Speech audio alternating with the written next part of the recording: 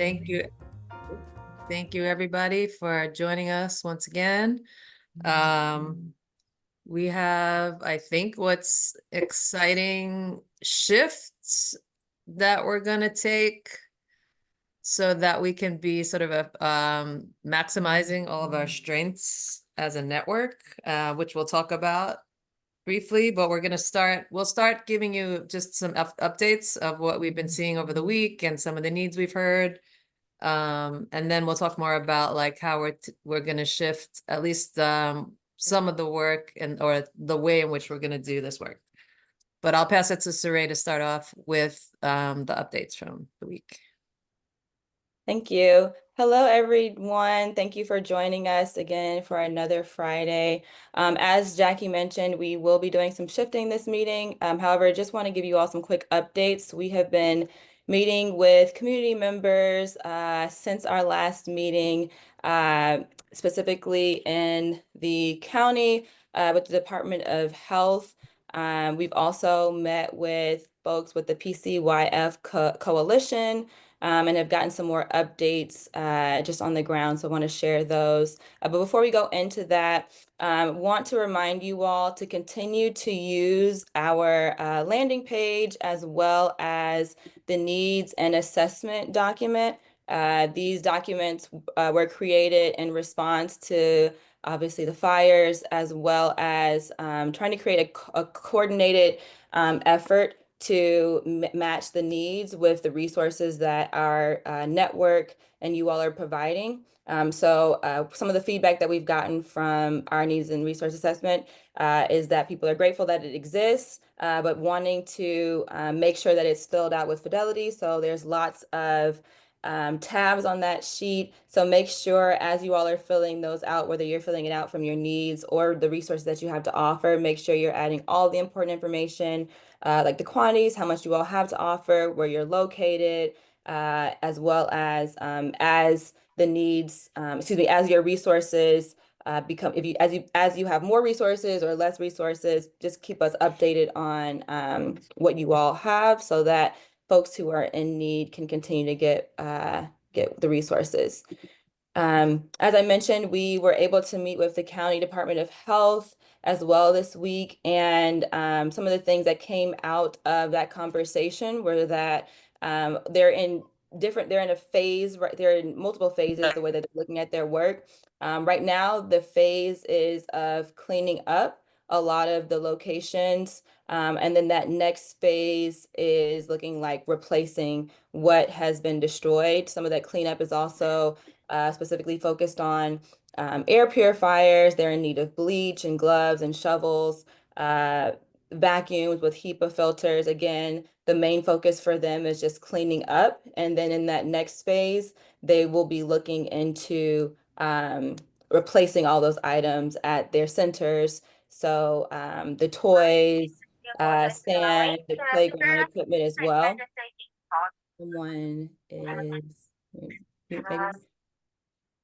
Thank you. I don't know if we can mute whoever's off mute. But yes, so also with this group, so we were informed that about 500 childcare providers with early child care from 0 to 5 have been displaced. They lost their homes.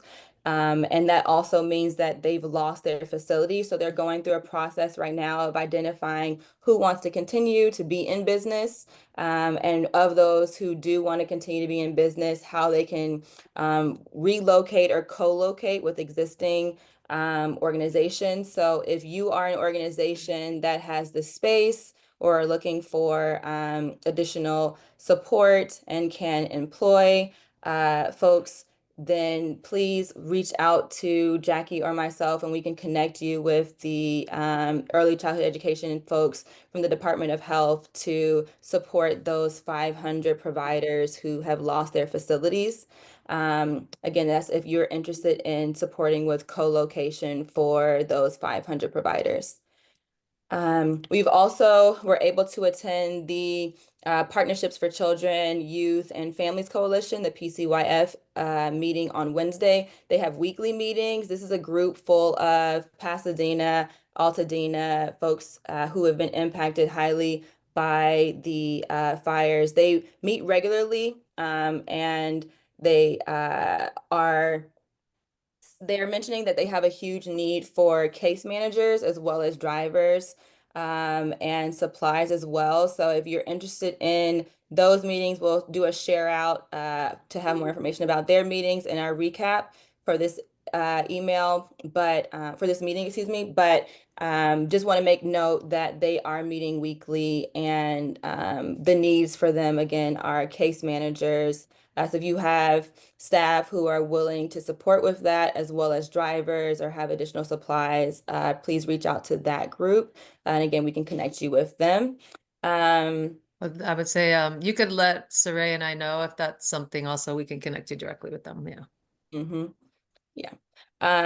All right. And then another thing that they mentioned a need for, which is another thing that we mentioned, we've been noticing a need for in our group as well, is just the supports for staff, youth, and families around mental health and social emotional supports. And so we're going to talk a lot about that during this meeting, just the social emotional supports and the mental health aspect of how we can support our community, as well as those who are supporting the communities that are highly impacted. And I'll kick it back over to you, Jackie.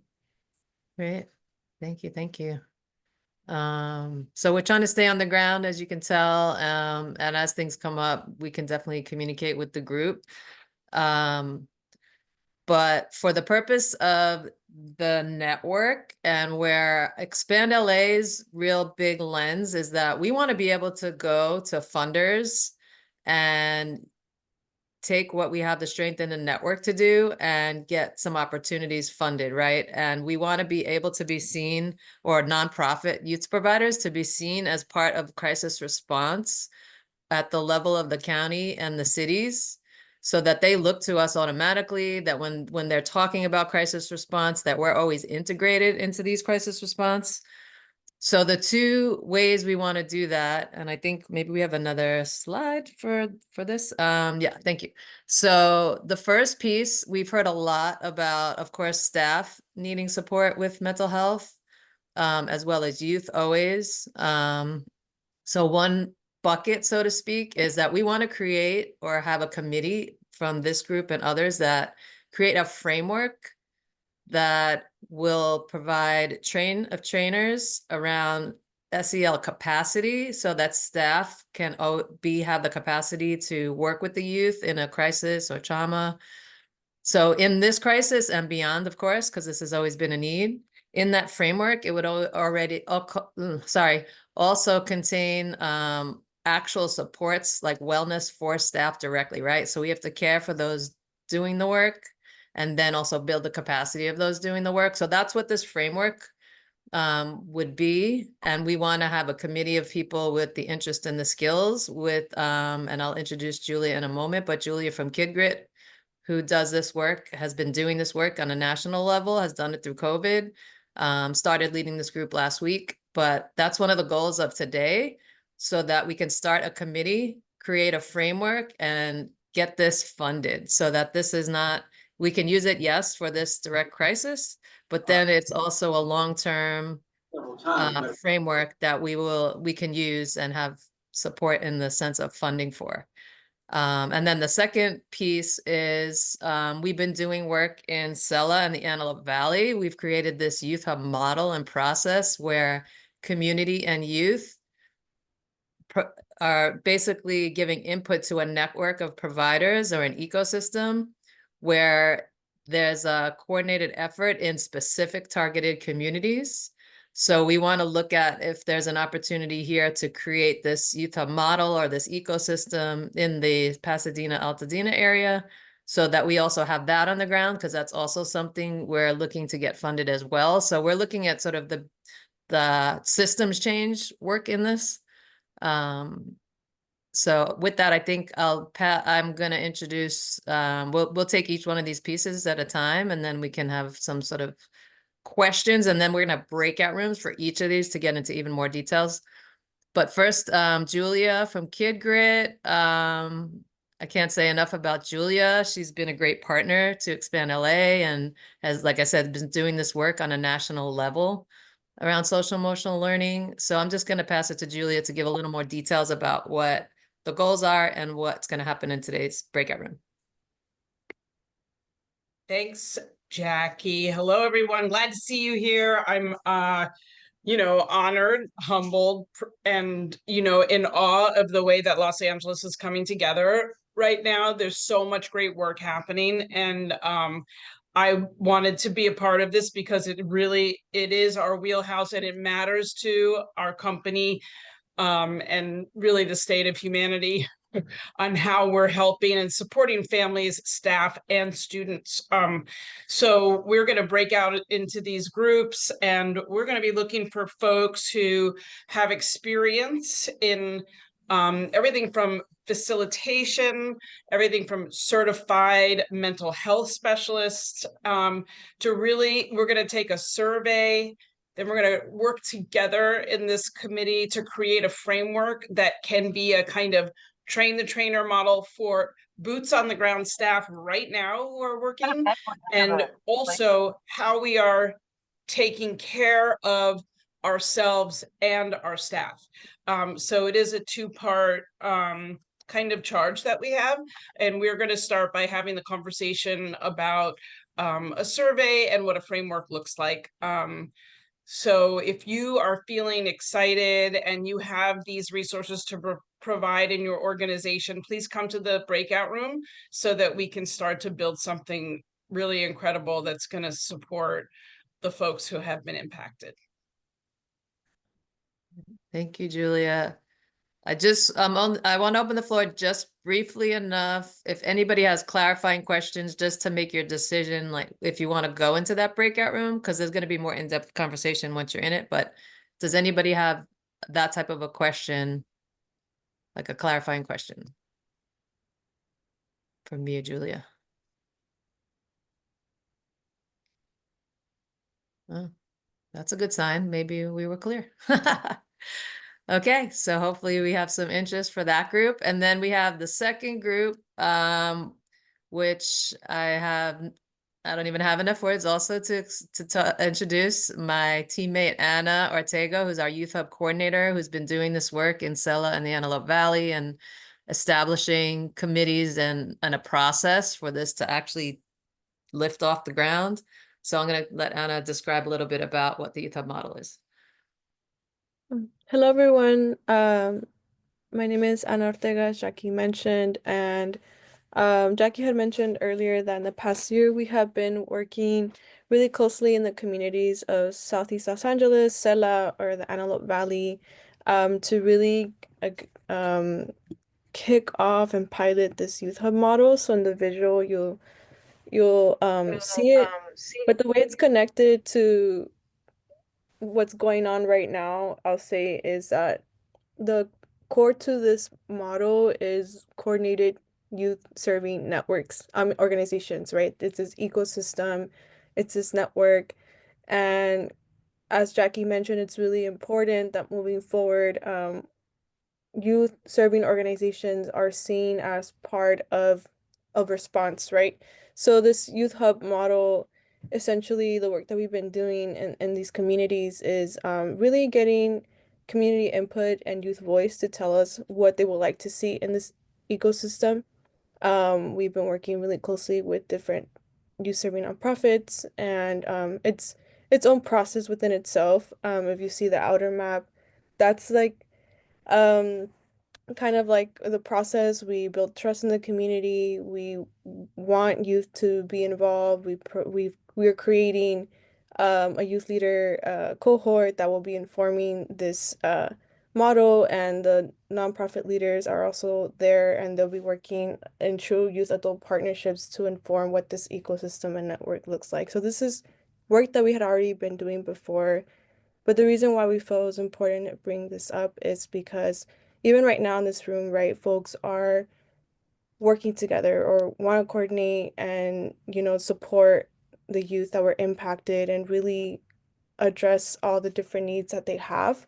So we felt that we would like to introduce this work that we've been doing, but truly moving forward, think about, there's a lot of having to rebuild, right? But it's not, but now we have the power to rebuild and maybe uh introduce something, a model that where we're all working and collaborating together to really coordinate effectively to address the needs that youth are having, especially youth that were directly impacted.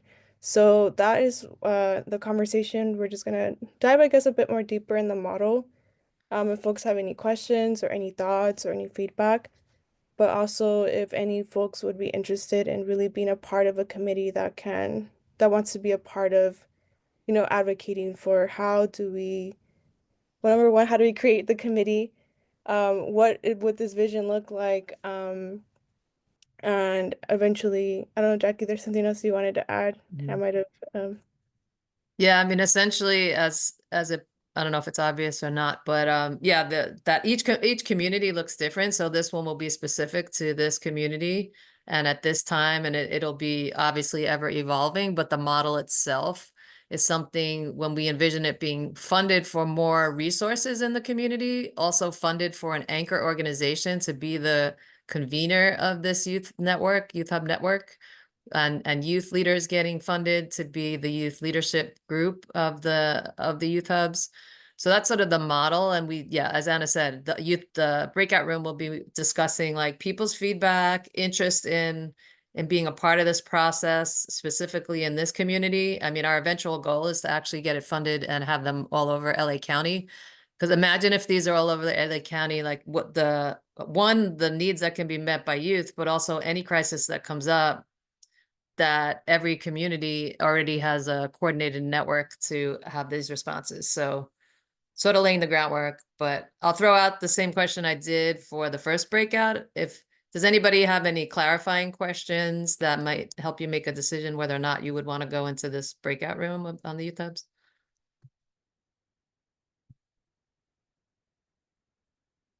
Just checking, give it in a second.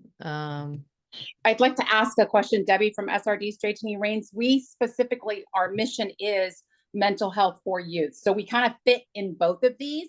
I've already spoken with the first group and talking with, I want to say Kat, is that right? About working with that group, but I am very much interested in this other group as well. So it sounds like there might be some overlap. Absolutely. So, well, the framework that Julia is going to work on with the SEL, I mean, we're going to be able to use that in the youth hub space, of course. I think it's for anyone, yourself and anyone else who's wondering, like whatever, this is for also to see where you would prefer to sit on a committee. If you can, of course, benefit from both. So yeah, it might be a hard choice. Can't make that one for you, but I hope that helps. there's a question in the chat that asks, yeah. are there lead organizations for the hubs, or does ExpandLA operate and support the hubs? So okay. Yeah, you say.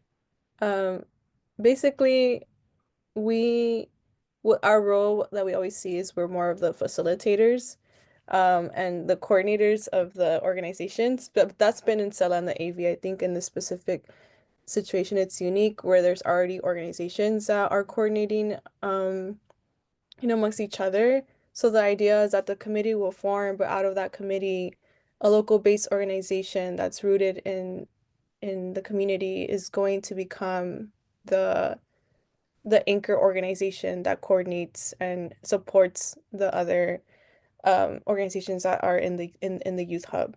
So, but at ExpandLA will be supporting the efforts of advocating for the model that the committee comes up with. So, I don't know, Jackie, there's anything else you'd Yeah, and ultimately, yes, the answer is that it should be community led, and the anchor org is a community organization, and that ExpandLA advocates and receives and gets the money to the anchor org, as well as just the general youth hub model. There'll be, resources needed for a lot of the pieces of it.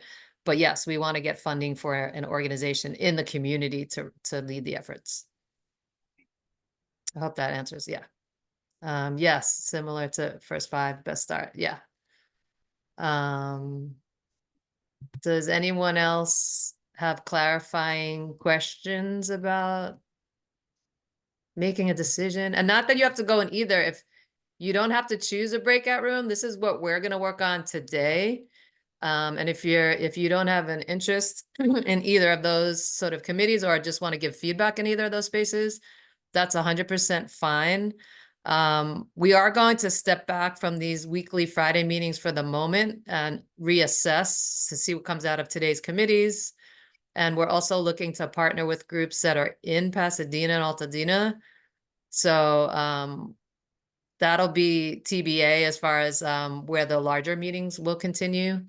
But we will continue to work on our, with our resource spreadsheet so that everyone can continue to access that for sure.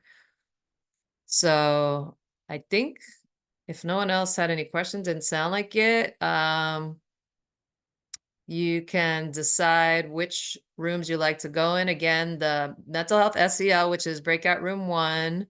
If you want that one, the goals are to gauge the interest in who is on the committee. Julia is going to have a survey, I believe, next week to look at the strengths of the group and how that integrates into this committee. And then some discussion of what we can do in the short term to deliver just some supports for staff mental health. So that's breakout room number 1. And then if you could go to breakout number 2, which is the youth hub breakout, essentially is to learn more about the youth hubs, give feedback, and also see who's interested in being part of this process. So with no further ado, I don't know how the breakouts magically appear, but choose a breakout room, or if you are not interested in either one, we really appreciate you coming today, and we will be in touch. See you in the breakouts.